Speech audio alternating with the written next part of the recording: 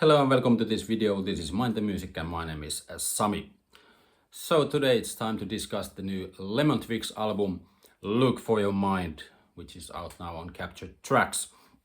And of course Lemon Twigs, the brothers Michael and Brian Diadario from Long Island, New York, and they formed the band in 2014, and the first album Do Hollywood came out in 2016. And right from the beginning you could see that these guys were really wearing their influences on their sleeve from the 60s and 70s particularly, and they have really interesting videos. In the early days they were still teenagers at the time, and they also made pretty quickly some famous fans like Elton John and Iggy Pop and so on. So they got into a really great start. So for me, these first two albums flew over my head, and I got on board about 2020 when the third album, Songs for the General Public, came out, and that was an interesting album. It combined, glam rock with garage rock and some power pop and some theatrical elements, and I was really impressed, especially the single song The One, which was the first track that I really loved from the Lemon Twigs, and I have been on board since then. So what happened after that? When on 2023 they released their album Everything Harmony, and you could hear that something had changed. So the guys started self-producing the albums. Of course they were still playing all the instruments as they had done on the previous albums, but they self-produced, and the sound had changed a little bit. It had a more emphasis on the soft rock sound, but still also on power pop, but some folk elements, and especially the vocal harmonies were on next level compared to the past records, I think. And after that they released A Dream Is All We Know on 2024, which had a different kind of setup going on. It had little 2-minute short songs, these 60s influenced songs mostly, really tightly arranged, really ornately produced, and lots of stuff going on in those songs, but still in different styles throughout the album, and really tight album full of hit songs such as My Golden Years. So now we come to the latest album, Look for Your Mind, and at this time they have brought some of their live band members to record the album, but it's mostly still Michael and Brian playing all the instruments, but Reza Matin and Danny Ayala from the Live Twigs have also joined the recording sessions on selected tracks, and you can definitely hear some of the tracks have more of a rambunctious live sound, especially the surf rock song Bring You Down, in which Reza plays the drums. It's really driving, and it sounds like it was recorded on first take live, and it sounds great, but the sound is in a part more stripped back, so not every song is full of bells and whistles and stuff. Some of the songs are left pretty stripped back and simple, with basic rock band instruments with some extra touches of different instrumentation going on. So on this album it's definitely more of a rockier affair in the rock music department, because on the last album it was pretty soft. There wasn't much of a rock going on, but on this album there's more of a emphasis on the guitar, and there's some louder moments. From the first track you have the guitar solo on the title track, which is really fuzzy and jumps from the speakers right in the first song. And then you have also songs like Bring You Down and Nothing But You, which is this power pop number, and yeah, there's more emphasis on the rock and live sound of the band.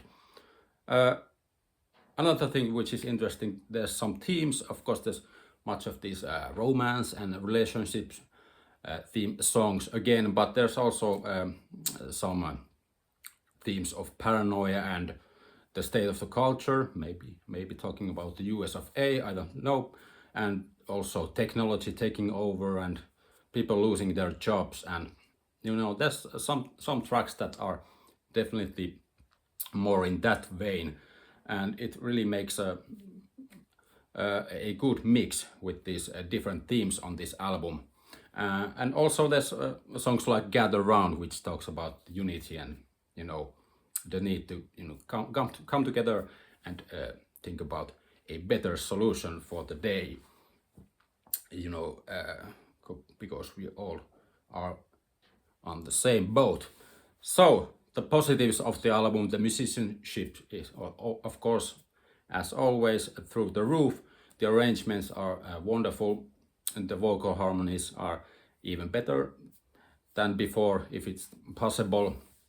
And I think the different flavors that the band brings on these albums are really great. The songs really change from one to another, from to different genres. Although they are guitar pop, but there's baroque pop and jangle pop and some folk influences, definitely power pop, and 60s beat music and surf rock and so on and so on. So it's a really entertaining ride, this album. And I think Brian's songs again are mostly more ornately produced than Michael's. Michael's songs are more of straight up rock, or these sentimental ballad songs in the Beach Boys and Brian Wilson vein. But Brian definitely has some songs that have more of a stranger chord structures going on, definitely. If there's some criticism, again, I think some of the songs are maybe a bit too close of a certain style. Not that they resemble a certain song, but the certain style of music might sometimes make you think, if you're a bit cynical about this kind of music, it makes you think that, oh, this is too close to, for example, the song Gather Round. Although it's a great song, but the first time I heard it, I was like, okay, this is Paul McCartney, playing Martha, My Dear, or something like that. One of his late 60s Beatles songs. So there's something going on with that. But for me, it's still not like this nostalgic feeling all the way through, because this, as I said before, mostly these songs have different flavors from different decades and Michael and Brian's own influences in them, although they might seem pretty simple and maybe 60s or 70s influences when you look at them on surface level. But as I said, for example, the first track, the title track, you have the fuzzy solo coming up, which is definitely not a 60s thing. And then you have songs like the closing track, Your True Enemy, which has this psychedelic freak out and sounds at the end, which is definitely more of a modern style thing. And then you have the song I Hurt You, which sounds even a bit 80s. You have the keyboards, and the melody reminds me some of these 80s hit songs. So it's not all this 60s stuff going on this album. So some song selections, for example, the songs that were released as a single, I Just Can't Get Over Losing You, and 2 or 3, one of the greatest tracks on this album. 2 or 3 is this baroque pop, definitely Brian Wilson influenced song with 6-string guitar and strings and flutes, and really this kind of naive sounding song and really sweet. And I Just Can't Get Over You, of course, is this pop 60s pop nugget which comes and goes in 2 minutes and has some really major nice chord structures going on, especially in the middle part, and the ending is of course arousing and really great. But then some of my deep cut favorites, definitely Joy, Paul Simon, maybe influenced, really gentle ballad. Maybe of course Paul McCartney has influenced that song. Has also some woodwinds and strings, and Brian's playing with the acoustic guitar, and really gentle, and it reminds me a little bit of the Everything Harmony opener, When Winter Comes Around. And then there's Nothing But You, which is a Michael song number, a really great slice of 70s influenced power pop, and almost like a maybe 90s sounding also. Definitely a big star influence there, and of course the Beatles' Ticket to Ride beat, writing the verses of that song.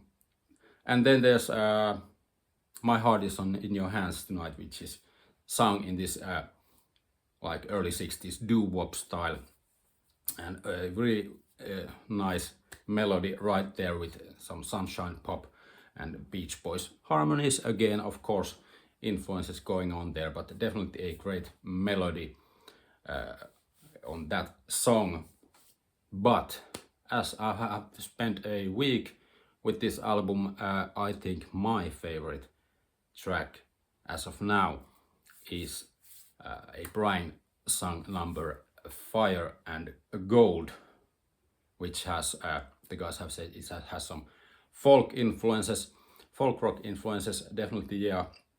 And there's some chamber pop, psychedelic, flanger stuff going on. And then you have these, the Who style guitar riffing with the acoustic, sounds like Pete Townsend circa 1968. And it's a really atmospheric and like this mysterious sounding song. And that's definitely a grower, which I wasn't really fond of when I first heard it, but now that I've heard it plenty of times, it's definitely my favorite from this album. So I could talk about the songs all day, because there's 14 songs and most of the songs are pretty amazing. So I have to mention Your True Enemy, of course, the great mysterious closing track, if I didn't already mention. So the verdict, I definitely recommend this album to everybody who has ear for masterful vocal harmonies, or you like power pop or jungle pop, baroque pop, or so on. And it doesn't matter if you like the stuff from the 60s, 70s, 80s, or 90s. I think this album really collects these different sounds from all of these decades, and puts them in a blender, and throws them on the wall. It's not just the 60s influences that I get from this album. So I think that's maybe because I was a teenager in the 90s, and the 90s was the first time that I heard this music, which we call power pop. I was listening to bands like Teenage Fan Club from the UK and Posies from the US and so on. So that was the first time that I heard a contemporary band that was taking influences from the 60s and 70s and putting them through a blender of that day. So I think the Lemon Twigs are doing some of the same things that those bands were doing in their day, but they're doing many of the things even better.